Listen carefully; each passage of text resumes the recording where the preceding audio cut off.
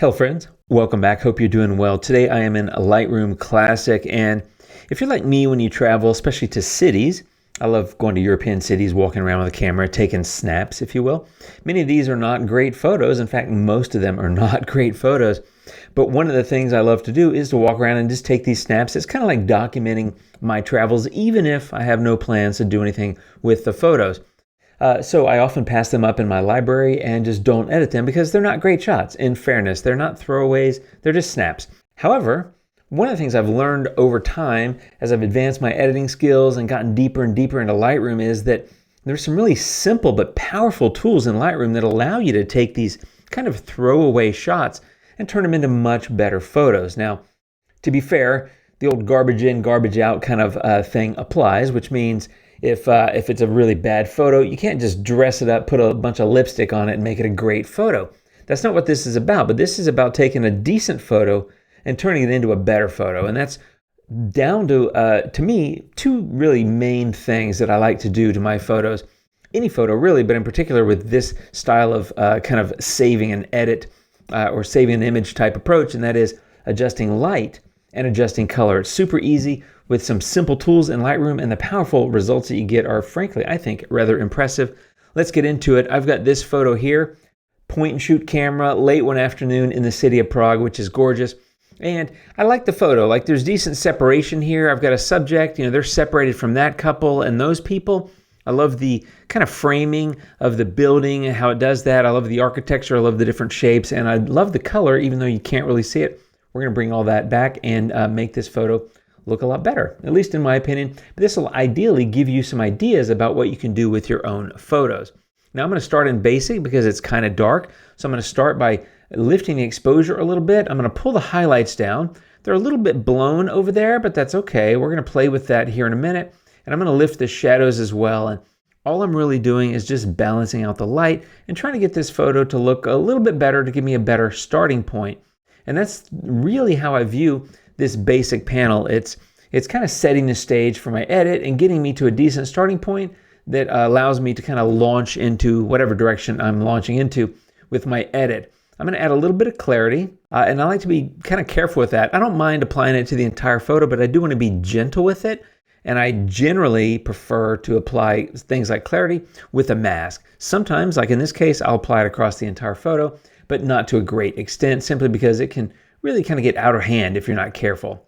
Now I'm going to warm this photo up a little bit, and I think probably about there looks good. I'm actually going to pull that tint back a little bit, closer to the magenta, but not completely. And there we go. So there's my base photo before and after, and you will notice that it's slightly tilted. I'm going to go to transform, which is an incredibly powerful tool. I'm going to click auto, and auto does a great job. Now, it's not always perfect. That's why you have all these other options. But in this case, I like it. I just need to straighten it slightly, which I'm going to do in the crop tool. And I think that's a little bit straighter. Now I'm going to hit enter, and there's my base photo. So far, before and after, some basic light adjustments, a slight temperature increase, and then just a canvas adjustment, right, with transform and crop. Now, before I jump into this, I want to let you know, if you haven't already, those of you that have joined my newsletter at the link down below, you get a free Lightroom editing guide. It's 17 pages of tips and tricks and insights about how to get the most out of Lightroom, explain some of the tools and that sort of thing. If you're interested, check it out at the link below. I'm going to jump into the next thing, which for me is really shaping the light, and that's kind of how I approach edits. I like to start with adjusting the light, which I did in basic. Also did temperature and things like that, but I like to get into masking and really start playing with the light. And the first thing I want to do is go in and click on a radial gradient. Simple tool, very powerful, and I find myself, despite the things like luminance range mask and color range mask, which I love and I use, radial masks are really, really useful, and I find myself using them all the time. So I'm going to start by making a really big radial gradient, maybe something like that. I need to tilt it, and I want to shape it kind of like that. I want to pull it maybe this way, maybe broaden it a little bit, and maybe lengthen it a little bit. All I'm doing is kind of leaning into that section of the photo there where the sun is kind of out of frame, and just kind of leaning into the fact that it's kind of blown out. And that's okay. I don't, again, it's not a masterpiece. This is not a great photo. It's, in my opinion, going to be a much better photo, and one that I'm going to be proud to share when I'm finished editing. But, it's not a perfect photo by any sense, not that that even exists, but you get where I'm coming from. I'm brightening that area, but I am pulling the highlights down so it's not totally blown out. But I'm going to warm that up quite a bit. So I'm going mid-50s here because I want to warm that up. And I'm going to add some tint as well, about mid-40s, because I want to create some of that late afternoon kind of vibe, if you will. And now these people seem a little bit too dark, so I'm going to broaden that a little bit more and get them a little bit more in it, and maybe even pull it a little bit more this way. All I'm doing is kind of shaping the light. So before and after, very different, but it brings that warmth into the photo, pops the light on those buildings, and plays into what you can already tell, which is the sun is out of frame to the left. I'm just kind of leaning into that and accentuating it and basically emphasizing it. So now that I'm done with that, I want to get another radial gradient. And that's why I said these are fairly simple tools. I mean, to me, brush, linear, and radial gradient are kind of the simple masking tools, but they're really powerful and really useful, which is why I'm always glad that they're here. And that's why I use them so much. For me, the subject matter is really this couple. I love that they're stopped and they're taking a picture or looking at a map or something, but I need to brighten them up and do some things. So I'm also going to put a radial gradient here. And by the way, whenever I create a gradient effect with linear gradient or radial gradient, I like the feathering to be kind of high. I'm not going crazy high like 100 because that's too high, but 65 here is looking pretty good because that gives me, all of this is 100% of the effect, and then it starts to fade to the edge. And what that fade does for you, and I talk about this in that ebook that I mentioned, is it gives you a nice fade of the edit into the rest of the photo, which means your viewer will not see an abrupt change in color or light or detail. It'll gently fade and blend nicely into the rest of the photo. And that's why I think a fade or a gradient effect on the radial and the linear and the brush for that matter is so useful and so powerful. Now, to get back to what I was talking about, I want to brighten this up because this little cluster of people, I guess it's a couple technically, but I'm kind of picking up the other ones as well. They're too dark, but now they're brighter because that's the beauty of just being able to do these local adjustments. I am going to bump up clarity again, so I'm kind of hitting that twice with clarity, but it gives them a nice little pop and a nice little crunch as well, and it brightens them a little bit.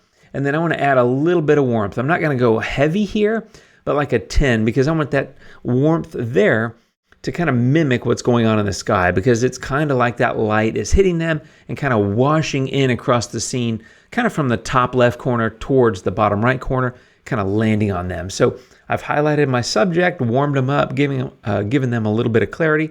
I think that looks pretty nice. And there's only one more mask, and this is a simple linear gradient. And all I'm doing here, again, all three of these moves are really about shaping the light. All I'm doing here is just bringing this down, and I'm going to darken that a little bit to kind of frame the image a little bit. And that exposure is going to go down, and that's down about a stop and a half or something. You don't want it to be abrupt like that where it's crazy dark, or at least I don't want it to be like that. It does depend on the photo, of course. But, a stop and a half or so just frames it a little bit. So before and after, and with the lightning here with this radial mask, and then the lightning up here with that one, I've got that those sections of the photo covered really nicely. I think they pop, and now if you look at all the masks together, you can see we've had a really massive difference in terms of shape in the light. So before and after, and let me just turn this off so you can see it better. Now the before and the after. Transform helps, of course. The basic stuff that I did in the basic panel helps. But for me, the masking really brings it to life, accentuates a light on my subject, accentuates a light that's coming from the sun.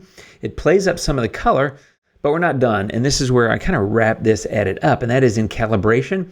If you've been following my other Lightroom tutorials, you know I absolutely love calibration. It's one of the best color tools in any product anywhere, and I use it all the time. And in this case, I'm going to use it quite a bit because the two things that I talked about at the beginning of this video that I like to accentuate are light and color. To me, that's what brings the photo to life. And I'm going to bring those up. I've already done the light quite a bit, and now I'm going to play with color. So I'm going pretty high in the blue saturation, the blue primary, but I'm going to go slightly left on the hue.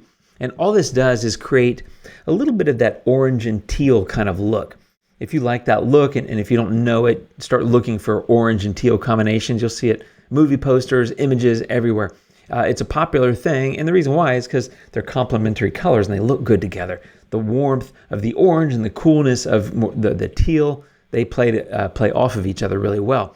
But if you look at the before and after, it's a nice little color pop in the photo, and I like that quite a bit. Of course, I'm not done. I'm going to use green as well. I'm going to go pretty high here. I'm going into like the 70s or 80s here. It's bringing a lot of warmth into that. And then the green, the hue, I'm going to go to the right as well. I might pull that back a little bit. It's getting kind of saturated. I like it, and I wanted to play up the light on those buildings coming in from the sun, but also the sun is warm, so it's going to add some warmth and some saturation to the look of those colors. So I think it's okay in this case to go kind of high. Feel free to disagree. I mean, you can edit your own photos the way you want to. This is the way I like to do this type of photo, but I think that is looking pretty good. And then I'm going to do a similar move with the red primary. I'm going to increase that saturation. So I'm going to go into about maybe low 30s here. And with the hue, I'm actually going to go to the left. That makes it a little bit more pink. If I go to the right, it's kind of more the yellow. I don't really like that yellow look here. I like more of that slightly kind of pink or not really magenta, but kind of heading in that direction. More of a true red, I guess. So I like that look, and that's given me a nice overall look to the colors with calibration. So before and after. And if you haven't used calibration, I highly recommend checking out and experimenting with the tool, because it does something really unique, which is it impacts the RGB values in each pixel. So even though down here I dragged the saturation of the blue primary really far to the right, the photo didn't turn blue. It's not tinting the photo. It's not a temperature change. It's not saturating the blue colors. It's saturating the blue pixels in every photo, or the blue values in every pixel, and then adjusting the hue, adjust those as well. So it gives you these really interesting and unique color combinations that I don't really feel like you can get anywhere else. And I think it works really well here. So before and after, and that, my friends, is my entire edit and how I'm able to take a kind of a throwaway shot, one that I drove past all the time in my library. I was like, whatever. It was never that exciting, but you brighten the photo, you add some pops of light with a couple of simple masks, and then you'll do a little work with the calibration tool and you get a nice color pop, and you're able to take a photo that's kind of a zero and turn it into not a hero, but a much better. It's kind of a 1-star, like it's an okay looking base photo. And now it's maybe a 3-star. It's not a 5-star. I'm not going to win any awards, but it's a photo that I'm proud of now, and I'm happy to share. And I think it looks much better than it did based on the edits that we did. Now, there's some minor refinements. I probably need to come in and pull down the saturation of her hand. That's a little too red. Same with his skin. I'm aware of those kind of things, but the overall look, much improved. Before, after, that's how I did this one in the Lightroom, my friends. Thanks for watching. I appreciate it. Check out my ebook at the link below if you're interested. And I'll see you soon with another Lightroom video. You guys take care, and until next time, adios.